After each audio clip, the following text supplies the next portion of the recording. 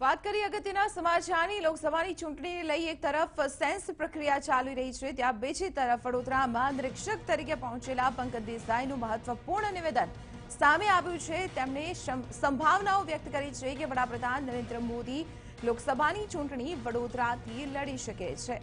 આ સાથે જ તેમણે આ વાતને લઈને ખુશી પણ વ્યક્ત કરી। વડોદરાથી લડશે તો 7 લાખથી વધુ મતોથી તેઓ જીત પણ વ્યક્ત કરશે। બેઠક ઉપર ભારતીય જનતા પાર્ટીના નિરીક્ષકોની ટીમ વડોદરા આવી પહોંચી છે। આપણી સાથે પંકજ દેસાઈ નિરીક્ષક છે, આપણે તેમની સાથે વાત કરીએ। પંકજભાઈ, આજે આપ વડોદરા આવ્યા છો, 350 હોદ્દેદારોની સેન્સ લેશો, પરંતુ અત્યારે સૌથી મોટો સવાલ એ ઉઠી રહ્યો છે કે શું પીએમ મોદી ફરીવાર વડોદરાથી ચૂંટણી લડી શકે છે? આપ શું માનો છો?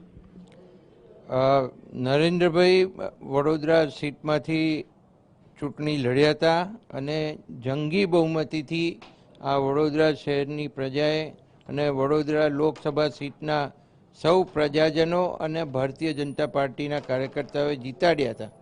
એટલે અમે સાહેબને વિનંતી કરીએ કે ફરીથી અહીં ચૂંટણી લડે અને જીત્યા હતા એનાથી વધારે મતથી બરોડામાંથી જીતે એવી અમે વિનંતી કરીએ। પણ આખરે તો નિર્ણય રાષ્ટ્રીય અધ્યક્ષશ્રીને અને સાહેબને કરવાનો છે, એટલે એ નિર્ણય તો એમની ઉપર જ રહેવાનો છે। પણ અમારી લાગણી છે, તમારી લાગણી છે, પરંતુ શક્યતાઓ કેટલી અહીંથી ચૂંટણી લડે એવી?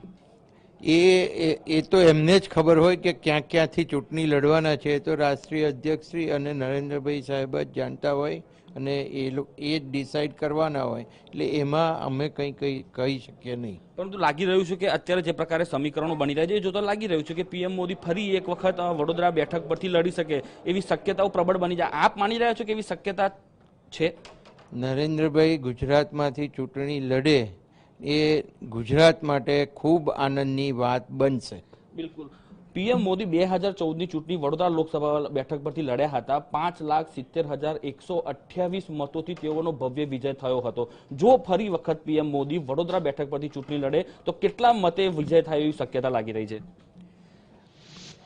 વડોદરા સીટ ઉપરથી નરેન્દ્રભાઈ ફરીથી ચૂંટણી લડે તો હું એવું માનું છું કે આ વખતે 7 લાખ ઉપર મતોથી એ વિજય બને એવી પૂરેપૂરી શક્યતાઓ દેખાઈ રહી છે। પરંતુ આપને નથી લાગતું કે કેટલાક એવા મુદ્દા છે જે પીએમ મોદીના વિરુદ્ધ પણ જઈ શકે છે, તો આ આંકડો કદાચ ઘટી શકે છે?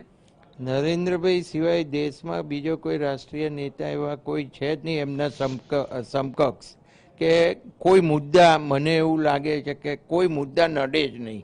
અને અત્યારે જે રીતનું દેશનું વાતાવરણ બની ગયું છે એ રીતે તો એ સંપૂર્ણપણે ખાતરી છે કે પૂરી બહુમતીથી અહીંયા નરેન્દ્રભાઈ ફરી દેશના વડાપ્રધાન બનવા જઈ રહ્યા છે। બિલકુલ। તો આ હતા પંકજ દેસાઈ, જેઓનું સૌથી મહત્વનું નિવેદન આવ્યું છે કે જો પીએમ મોદી વડોદરા બેઠક પરથી ચૂંટણી લડશે તો 7 લાખ મતો કરતા વધારે મતોથી તેઓનો ભવ્ય વિજય થશે અને કોઈ પણ પ્રકારના મુદ્દા તેઓને નડશે નહીં। હવે જોવાનું એ રહે છે કે નરેન્દ્ર મોદીનું નામ વિધિવત રીતે પાર્ટી ક્યારે જાહેર કરે છે। કેમેરામેન નિકિત સોની સાથે અમિત પટેલ, TV9 વડોદરા।